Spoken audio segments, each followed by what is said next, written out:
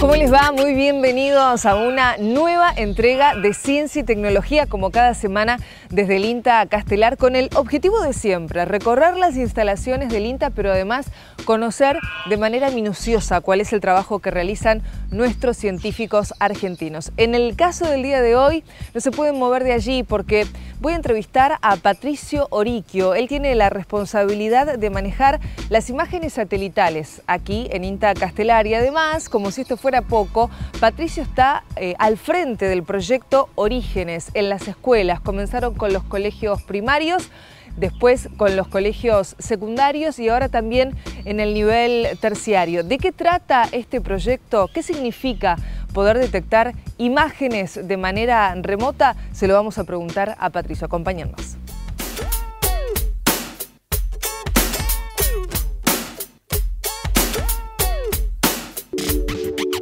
Bueno, nos encontramos con Patricio Oriquio. Él es responsable de imágenes satelitales aquí en INTA Castelar y un proyecto novedoso, al menos para los novatos en la materia. Patricio, bienvenido primero, gracias por estar con nosotros, un placer tenerte, pero no tan novedoso para ustedes, porque me decías recién fuera de aire que este proyecto Orígenes tiene más de 5 años. ¿De qué se trata este proyecto? El proyecto nace a partir de los INTA Expone, donde la concurrencia de público no era únicamente gente asociada a la actividad agropecuaria, sino chicos de niveles primarios, secundarios, terciarios y gente que no tenía nada que ver con la actividad del campo. Y nosotros intentábamos mostrar lo que hacemos con las imágenes satelitales. ¿Y qué hacen? Bueno, nosotros primero, principalmente, tenemos la posibilidad de recibir en tiempo real imágenes debido a las antenas que existen aquí en el INTA Castelar, y a través de esta recepción de imágenes se nos ocurrió la idea de empezar a mostrar cómo se forma una imagen de satélite, qué significa la resolución espacial, la resolución temporal, qué es un píxel, qué es lo que mide un sensor en un satélite. Y empezamos desde lo más sencillo, con el ejemplo que le decimos: todos tenemos en casa un televisor o esa posibilidad, y tenemos un aparatito muy ventajoso que nos permite cambiar de canal, subir el volumen, sacarle el color. El bendito control remoto. Exactamente. Y el control remoto no es otra cosa que hacer algo sin estar en contacto con lo que estoy tocando del control. De manera remota, justamente. Y el satélite funciona de esa forma. El satélite está a 800 kilómetros de altura, los que son de órbita polar, y los que son de órbita geoestacionaria a 36.000 kilómetros de altura. La gran diferencia entre esos niveles de altura es la frecuencia con que se adquieren las imágenes. Un satélite geoestacionario permite observar siempre el mismo punto de la Tierra cada 40 minutos. Es decir, la Tierra rota y el satélite lo va siguiendo. Entonces, cada 40 minutos saca una fotito. Y ahí es donde empezamos a preguntarnos: ¿y para qué me sirve un satélite de esta forma? Principalmente el uso meteorológico, ver la evolución de las nubes, poder hacer un seguimiento mediante una animación de cómo se van moviendo las nubes, asociarlo a un frente frío, a un frente caliente, dónde se ubican los centros de alta y baja presión, hacer el seguimiento de un incendio, la derrota de un iceberg que está a la deriva. Eso principalmente con los satélites geoestacionarios. En lo que tiene que ver con los de órbita polar, la frecuencia de adquisición de las imágenes es cada 12 horas. Quiere decir que si un satélite pasa a las 5 de la mañana, a las 5 de la tarde vuelvo a tener otra imagen. Ahora, vos me decías que nace este proyecto desde la inquietud de la propia gente en el INTA Expone y sobre todo de los más chicos. Por eso empiezan en la primaria, en la secundaria y ahora también en el terciario, digamos. Terciarios y universitarios. ¿Y cómo expresan ellos esa inquietud? ¿Cómo lo trabajan? Lo primero que quedan es maravillados al ver un aparatito que está registrando mediante una curvita, mide la energía, y con eso dicen: ¿y esto cómo llega a una imagen de satélite? Y ahí empieza todo el proceso de explicación, donde explicamos que hay cosas que ve el ojo y cosas que no ve el ojo. Inclusive hasta hacemos un pequeño juego. Hacemos pasar al frente a uno y que mire, y que nos describa lo que está mirando. Sí. Y después le tapamos los ojos. Y le decimos: ¿qué ves ahora?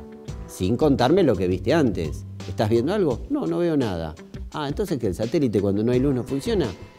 Y ahí es donde hacemos un pequeño truquito, le ponemos un cubito bien frío sobre la mano y dice, estoy sintiendo frío.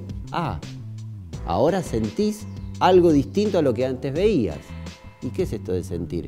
Que la energía no solo se ve en el visible, también se ve en lo que se conoce como el infrarrojo térmico. Claro, temperatura. Claro. Todo lo que tiene que ver con el infrarrojo térmico se mide como emisión de la superficie, traducido en temperatura, por las leyes de la física. Mientras que lo que se ve en el visible se ve como porcentaje de reflexión, es decir, energía que llega al objeto, el objeto parte de esa energía se la queda y parte la refleja. La que refleja vuelve al sensor y el sensor lo transmite a una antena y esa antena lo transmite a una computadora que lo procesa y lo saca como un producto en imagen de satélite. O sea que el trabajo que ustedes realizan desde el INTA es la detección y el seguimiento de estas imágenes satelitales de manera remota. Exactamente. Con diferentes turnos. Y tenemos la ventaja de tener antenas desde el año 96, con lo cual hay una serie muy importante de tiempo que nos permite comparar hoy con toda esa serie. ¿Y qué surge en esa comparación? Y nos puede dar una idea de la situación actual, cómo se encuentra respecto a 20 años, si está mejor que el promedio de esos 20 años, si está mejor que el máximo, con lo cual estoy muy bien, o si estoy peor que el mínimo, con lo cual estoy muy mal. Estoy en un problema grave. Exactamente. Y también poder hacer una predicción de que si hoy estoy por debajo del mínimo, ¿qué tendría que hacer para llegar aunque sea al promedio? Claro, exacto. ¿Sí? Entonces ya deja de ser una observación únicamente de la situación actual, sino también me permite hacer un poco de futurología. Sí, ser previsor y saber a qué atenerme y cómo prepararme. Exactamente. ¿Y el trabajo puntualmente con los chicos, o sea, en qué consiste? ¿Ustedes tienen un seguimiento semanal, mensual? No, es un único taller. ¿Es un taller? Es un taller que dura aproximadamente entre 60 y 90 minutos. ¿Qué Orígenes, le decimos a la gente, tiene un porqué? Claro, Orígenes significa observación remota e información geográfica enseñada en las escuelas. Ahí está. La parte dinámica de esto es la introducción, qué significa la teledetección, este ejemplo del control remoto, un poco de historia, cómo nace la teledetección y cómo evolucionó en los primeros 100 años y en los últimos 50. Hay una gran diferencia de avance tecnológico en los últimos 50 respecto a su nacimiento y lo que es el primer lanzamiento de un satélite por parte de los rusos. Luego de esa explicación nos metemos un poquitito con conceptos que tienen que ver con la física óptica y la física termodinámica. Empezar a hablar de qué es esto de energía reflejada, cómo funciona el sistema de observación, cómo dan vuelta los satélites alrededor de la Tierra. Por lo tanto, también hay que hacer una introducción en algo de geografía, explicando meridianos, latitud, longitud, rotación de la Tierra. ¿Se pueden detectar, por ejemplo, vos me hablabas de temperaturas, movimientos de animales, si hay seres vivos, si hay vida en esa zona? El tema es la resolución con la que vos estás trabajando para poder hacer eso. Normalmente lo que nosotros hacemos es trabajar a escala regional, a escala país. Nosotros sacamos unos mapas para conocer cuál es el estado de la vegetación a lo largo de la Argentina y si bien trabajamos de manera diaria, necesitamos hacer compuestos, porque esta herramienta es muy buena, pero tiene limitaciones. ¿Cuál es esa limitación? La nubosidad. Si yo quiero observar la superficie de la Tierra mediante el uso de un satélite a 800 kilómetros de altura, si tengo nubes, no veo lo que está abajo. O sea, si tenés nubes no ves, pero si de repente es de noche, ¿podés ver? Pero siempre estoy mirando el tope de la primera superficie que encuentra. Vamos a poner un ejemplo. Yo tengo la superficie de la Tierra con plantas. Sí. Y el día está nublado, con una nube que está a 5.000 metros. Cuando esa nube empieza a emitir energía, al sensor le llega eso, lo que está midiendo de la nube. No le llega lo que tienen las plantitas en la Tierra. Porque lo que tiene en la Tierra pega en la nube y vuelve otra vez a la Tierra. Parte pasará, pero muy débil. Entonces, esta limitación de la nubosidad hace que la información diaria sea procesada, pero al resguardo de decir, si tengo nubes, no tengo información. Claro. Por lo tanto, espero al día siguiente.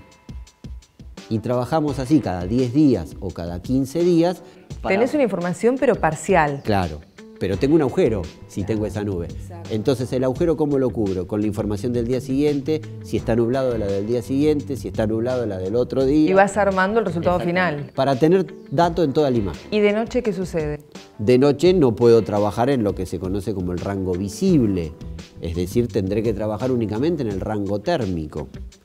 Y mediante el rango térmico podré descubrir superficies como por ejemplo cómo es el contorno de una laguna, si tiene la misma temperatura, si hay una helada, por ejemplo el día de hoy, si las temperaturas de superficie en la madrugada pueden afectar el crecimiento de los cultivos.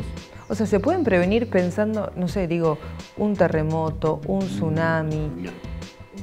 Con estas imágenes no podemos hacer eso. Nosotros ya trabajamos sobre el evento ocurrido, no estamos haciendo una predicción.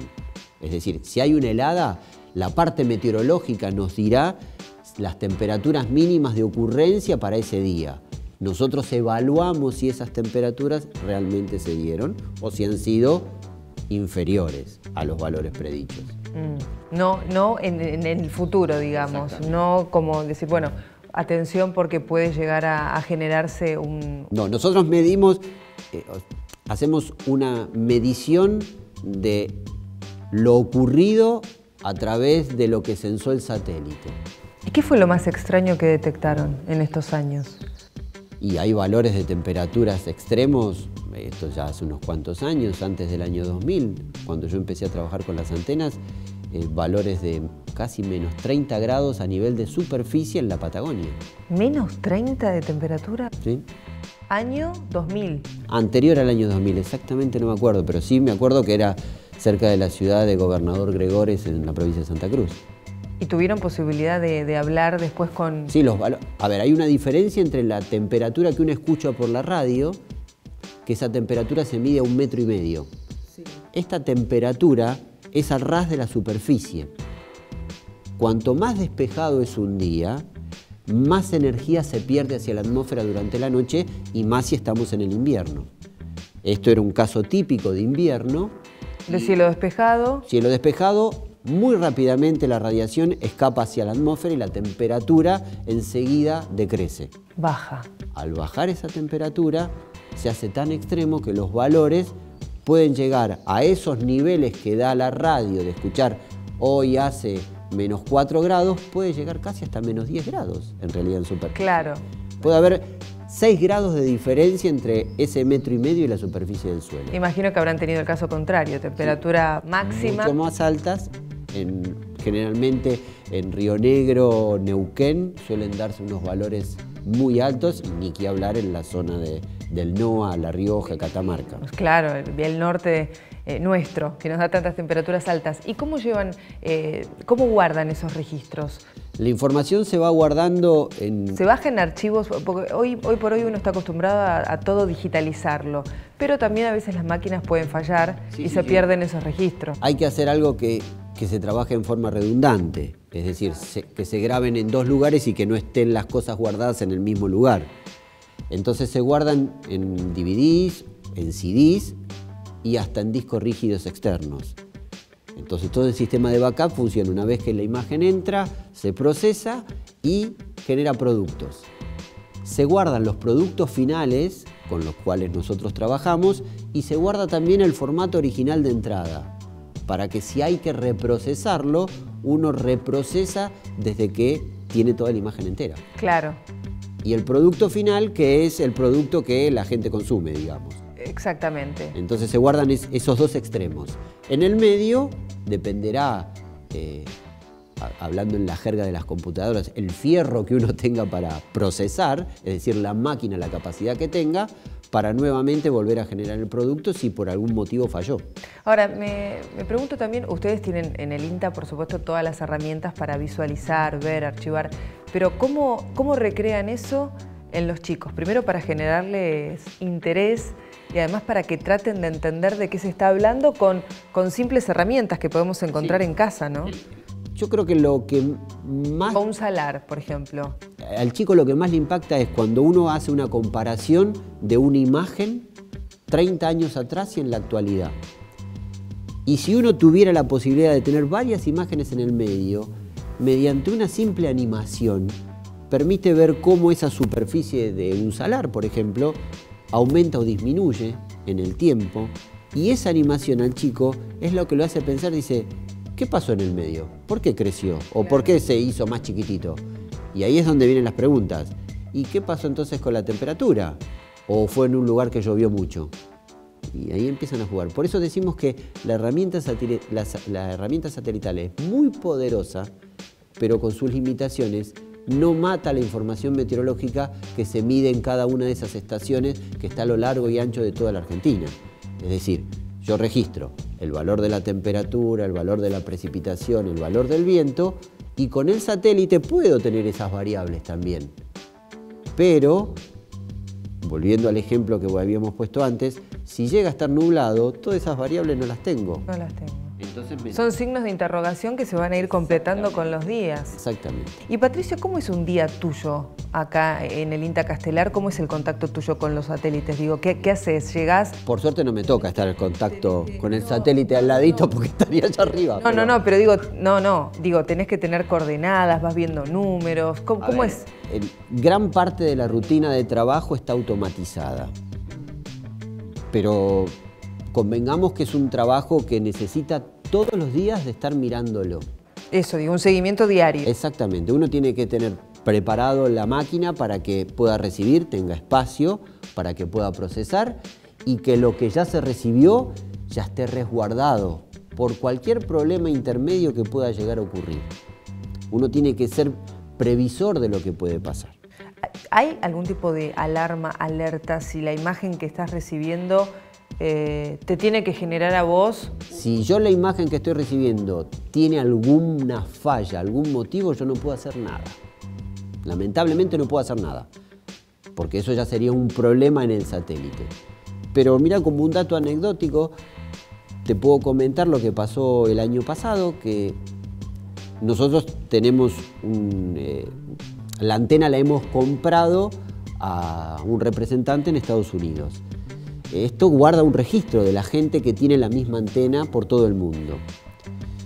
Y la NASA se encarga de recabar toda la información del satélite a lo largo de todo el mundo para armar su base de datos y después ponerla disponible en productos a toda la gente, al usuario común, a cualquiera. Por algún motivo perdió contacto con el satélite justo cuando pasaba por Argentina. Entonces la gente de la NASA le escribe al proveedor de la antena diciéndole, por favor, infórmenle a la gente a que ustedes le han vendido antena si alguno ha podido recibir esta imagen en estos determinados lugares, entre ellos la Argentina. Recibo un correo, obviamente en inglés, mi inglés es muy limitado, le contesto y le digo, sí, yo la he recibido. Sí. ¿La necesitan? Díganme qué hago. Y en persona, la gente de la NASA se contacta directamente, en este caso con el Instituto de Clima y Agua del INTA Castelar, y hace el pedido formal de la imagen. Nosotros tomamos la imagen, la ponemos en un repositorio para que ellos la puedan Pero ustedes tomar. Se quedan con una copia de esa imagen, o la tienen que entregar. No. Y ya no les Una vez que vos recibís la imagen, es tuya. Es tuya. O sea, vos no tenés que tener un derecho de adquisición. Cualquiera podría que tenga la capacidad de tener una antena con un convertidor de señal y una máquina que la procese, puede tener acceso a la información. En el formato crudo, es decir... ¿Qué hace la NASA con esa imagen? Y le da la serie de procesos que necesita y genera una batería de productos que tienen que ver con los índices de vegetación, con temperatura en superficie, con productividad primaria, con albedo, con reflexión, con radiación. Genera una serie de productos que los pone a disposición, pero no la puede trabajar a nivel mundial la imagen. Entonces la trabaja por escenas, la va partiendo en pequeños cuadrados para que la gente tome el cuadrado que necesita. Si necesita 10, toma 10. Si necesita 1, toma 1. Y se queda con eso. Y se queda con ese pedazo. Patricio, acá en el INTA Castelar, ¿solamente vos estás encargado de imágenes satelitales? En el instituto soy el responsable. ¿Se necesitan más personas, digo, pensando quizá en un futuro para un chico que se interese mucho en el tema? En realidad siempre se necesita gente. Pero por lo que uno va viendo, esto va tendiendo a que cada vez la información esté disponible en el menor tiempo posible desde que se la recibe y de manera gratuita. Eso tiene que ver con el concepto de la historia de la teledetección. La teledetección nace principalmente como una idea de espionaje y estrategia. Cuando se libera y se firma este tratado de paz de la Guerra Fría entre Estados Unidos y Rusia, la información se empieza a liberar. Hasta ese momento la información era muy seccionada, se daba en pequeñas porciones y todo era pago. Hoy es libre, hoy uno no tiene necesidad de acceder a ese formato original crudo. Lo que uno está buscando es el producto. Exacto, y entender qué estamos viendo. Exactamente. Es el objetivo. Ese producto tiene toda una tabla de especificaciones con todo lo que trae. Latitud, longitud, qué estoy mirando, qué valor representa, si es el mejor valor del periodo que yo seleccioné. ¿Van a seguir con los talleres en el próximo año? La idea es continuar. Esto es a demanda. La gente nos llama, nos pide, ¿pueden venir a un colegio? Sí, como no, ¿dónde queda? Nosotros decimos que vamos por el pancho y la coca nomás.